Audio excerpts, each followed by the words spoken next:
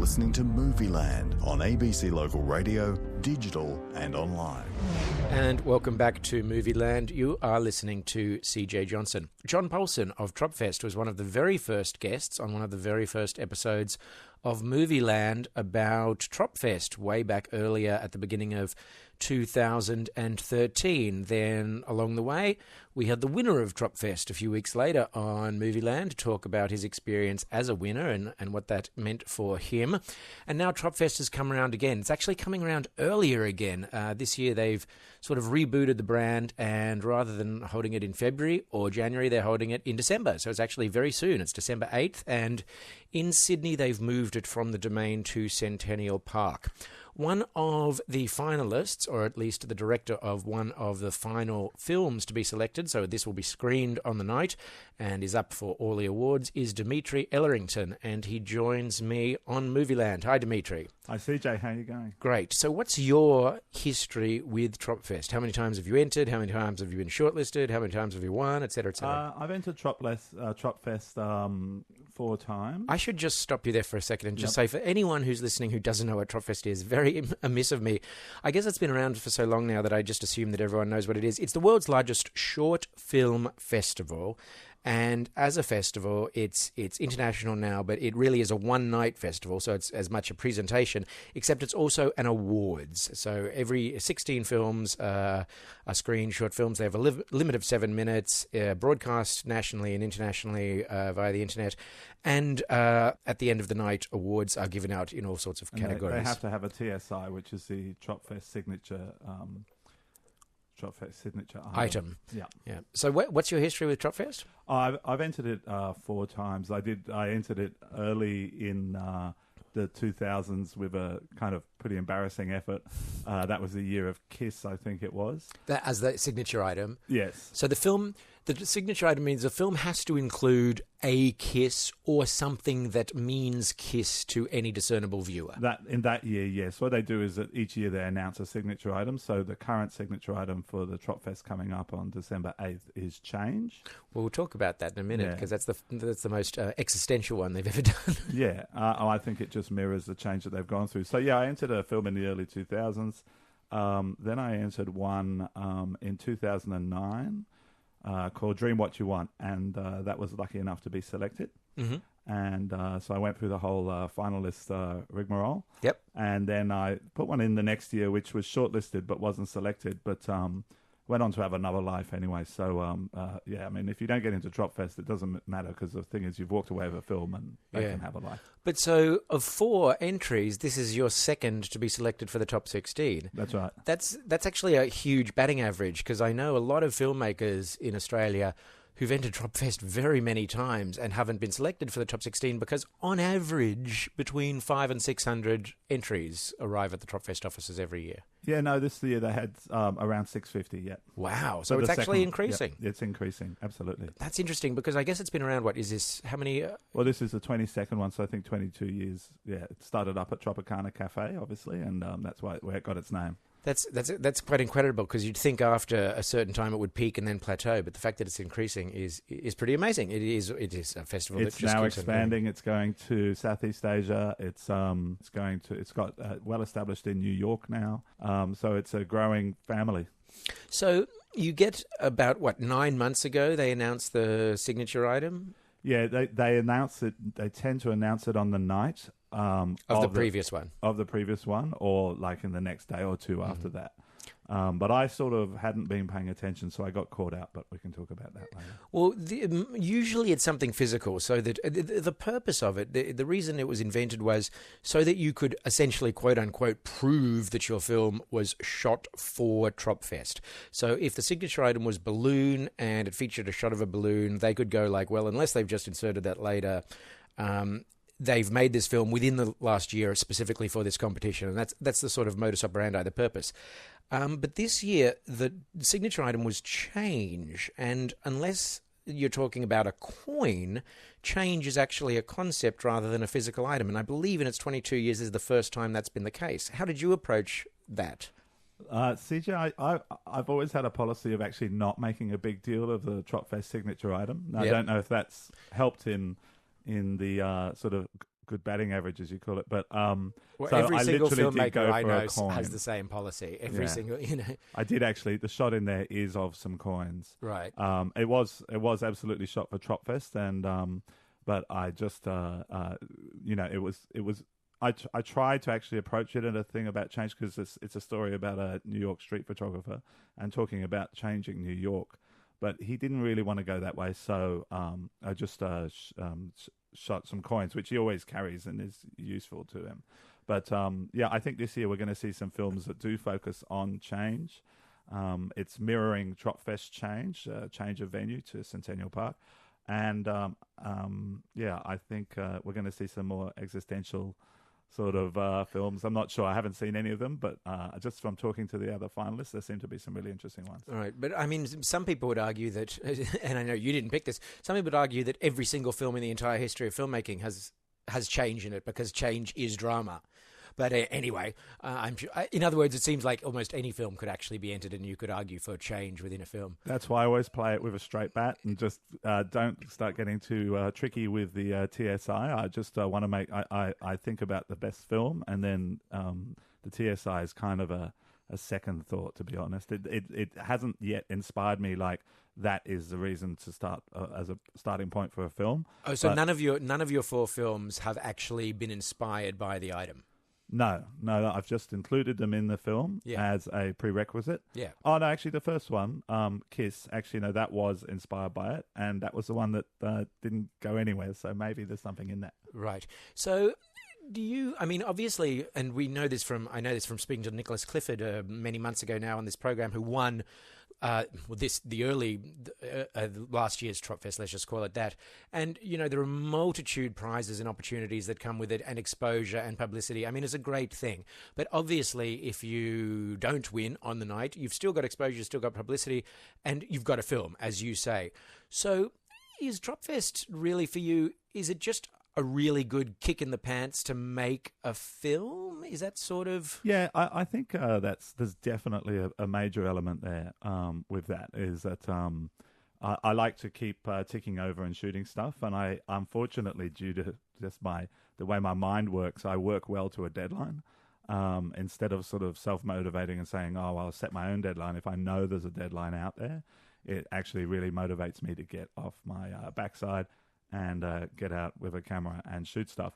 And I think a lot of people with Tropfest, it's like that. And I think it's a really good thing. It's one of the best things about Tropfest, is that it by providing this deadline, it motivates people to get out there and actually shoot. I mean, to be honest with you, the prizes, while very generous, are not the major draw card. It's if you get into the top 16, that is the win, really. That's being seen by that many people.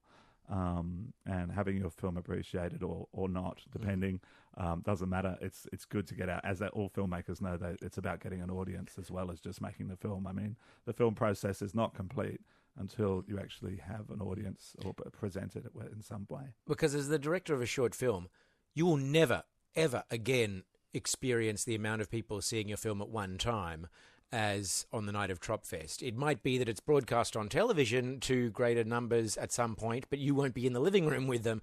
But on the night, you've got, 50,000 people or something watching your film? I think they've had up to 95,000 people there. So, yes, there's certainly lots and lots of people there. And then on top of that, their websites are, they're huge in Japan. The Tropfest website gets millions of hits. Really? The Japanese love it.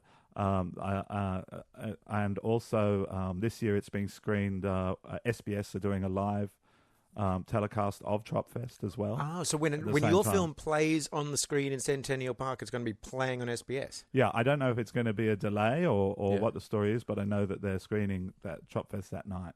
How awesome. So tell us about your film. So the film is called The Squirrel King, and Nice. it's basically a documentary. And it's a documentary profile on a New York sort of vagabond street photographer called Ricky Powell. Ricky's been he's kind of a bit of a local legend in the West Village. He used to be the fourth member of the Beastie Boys, is what he calls it. But was he really? He was not musical, but he just hung with them for so long, and he was always with them the whole time. Yeah. especially through their heyday with Check Your Head and Ill Communication and all that stuff. Yeah. And also he was right in with Def Jam Records, so he was Run DMC's photographer, LL Cool J, all these people. So he's also photographed some of New York's sort of bigger stars in the cultural world. You know, Andy Warhol and Keith Haring and heaps of other people. So, and he's still doing it, and he still runs a photo blog called Leave the Guns, Bring the Cannolis. And he still publishes in magazines, I think Detail and other and Paper Magazine and things like that. So, but he's also a shambolic sort of Uncle Sloppy kind of character, as he calls himself. He's got a lot of AKAs, the lazy hustler, you know, and he's just a big character. And how did you come across him? Really through the Tom Tom Drums sent out through Facebook and friends and emails. I decided that I just needed a bit of a creative sort of mind jog, and I decided to go to New York for 10 days and just shoot stories over there, because I'm really quite interested in the concept of shooting docos at the moment, because it's the whole idea of getting a crew together, pulling favors, you know, and trying to organize all that sort of stuff is less appealing at the moment. So I just wanted to pick up a camera, go to New York, and just shoot some stories. How cool. Yeah, and I was lucky to be able to do that. I haven't traveled since my daughter's been born alone, so it was the first time, and my partner, Julie, was just very, very supportive in looking after Ruby and allowing me it freed me up for the 10 days to go over there. So you've got a camera, you've got a plane ticket, and now you've got essentially the deadline of your travel and the social media to try and find stories in New York. That's right, and I did. Awesome. I found a couple of stories. I got quite a few leads, but you know, just because of 10 days and you want to cover the stories properly, I actually shot a couple of films. There's another one I'm just starting to finish now, which probably won't be for Tropfest, but hopefully is the beginning of a TV series. Hopefully, we'll see what happens. So the Ricky Powell thing sort of came through, but Ricky's a bit of apart from being a bit of a character, I don't know if I can dance around this, but Ricky likes to imbibe a bit, and he likes herbal, what does he call it? High grade herbal interactions. Sure, he loves to smoke great pot. Yeah, he loves to smoke great pot. And so when I got Ricky's contact, he never got back to me within straight away. It was always a couple of days, and then it was like, okay, meet me on this street corner, and we turned up, and this is hair-raising filmmaking. Yeah, and I by then I'd got the assistant's collaboration with Joel Froome, an excellent DP, who's an Australian who lives in New York. And so Joel came along for the ride, and I had a friend from Melbourne who knew a little bit about sound, so we were sort of a mini crew now of 3, so we were growing, and we all turned up. No sign of Ricky. Hour later, still no sign of Ricky. So I was getting a bit nervous, but then I saw this kind of guy just digging around some bins, really, and I went up to him and I said, "Are you the funky uncle?" And he was like, "Who wants to know?" And then that was it. And then we got started, and and it was a great day. And I went back for pickups and things as well. Yeah, I can't wait to see this film now. You've totally piqued my curiosity. So, Can you remember what exact corner you were standing on? Fifth Avenue and. No, I don't know the other corner. It was Fifth Avenue. It's a pretty nice corner and pretty busy. No, Fourth Avenue. Sorry, it was near Union Square. Okay. Yeah. Still Washington Square. Sorry, Washington Square. Still pretty busy. Oh yeah, very busy. You're a film crew standing there. And I didn't really know what he looked like. I mean, I'd sort of seen some photos of him, but he's always wearing sort of quite thick glasses and a baseball cap, and he's very hip hop though. I knew that, and he sort of. He's like he's been frozen in time from the late 80s, you know, that sort of hip hop look and everything. And he's stuck true to it, you know. It's about, in Ricky's words, you know, it's about finding your own flavor and being true to yourself. And you know what drew me to him is that he was completely open, and he's quite strong in his lifestyle and his beliefs and in who he is, and he's you know, it was quite a sort of personal inspiration in a way as well. Yep. Yeah. And I know that getting into the top 16 is essentially the victory, but has a documentary ever won Tropfest? It's funny you should bring that up, CJ. I don't think a documentary's won Tropfest since 1953. So yeah, I'm not sure. I've sort of thought about that, and I don't think a documentary's ever won it, but they always have a doco or two in it, and they're always a crowd favourite. But the thing is about I think I think that stands you in good stead that it's never won. The documentary's never won, and now they're changing to Centennial Park. Like if you want to read the tea leaves, you know what good I mean? on you. Yeah, I should use that. They've changed. It's time for a change, and docos are a change. So let's go with the doco. But the thing is that on the night, it's really everything is sort of reset because John Paulson picks the 16. But then after that, it's just reset, and it's totally up to the judges on the night. And it really just depends on the judges you get, and where they sit with that kind of stuff. So so it's always a bit random, and often people don't agree with who's picked as a winner in Tropfest. It's notorious for that sort of thing, and little smatterings of controversy here and there and things like that. But that's why I don't necessarily think it's about the 16, and don't get head up about who wins what and what happens, because it's really the audience thing. Dimitri Ellerington is one of the finalists of Tropfest 22. It is occurring in Sydney Centennial Park on December 8th. You should get there early, though. I guess also national CJ as well. It screens around. So if your other listeners outside of Sydney, look up the Tropfest website and check it out, because it'll be screening in your city as well. Oh, so there's all these different parks around the country that people can mass and see it. It's just that all you guys will be in Sydney. Yeah, that's right. Can I just add one more thing? Please do, absolutely. My advice to filmmakers out there that want to make a Tropfest film is, often people say, those aren't the best films in the 16. But just keep in mind that really what I think happens is that John Paulson it's like he's programming a playlist for the night. It's not necessarily the best 16 films in order as they see it. I think what they do, and nobody's told me this, I'm just guessing here, but I think what they do is that they do essentially a visual party playlist. So there's a little bit of comedy, there's a little bit of doco, animation. They sometimes have serious films as well. More serious dramas like Nicholas Clifford's film that won last year, which was a brilliant choice, by the way. So just keep that in mind when you're doing your Tropfest film, that if it doesn't get into the 16, it doesn't mean you was robbed.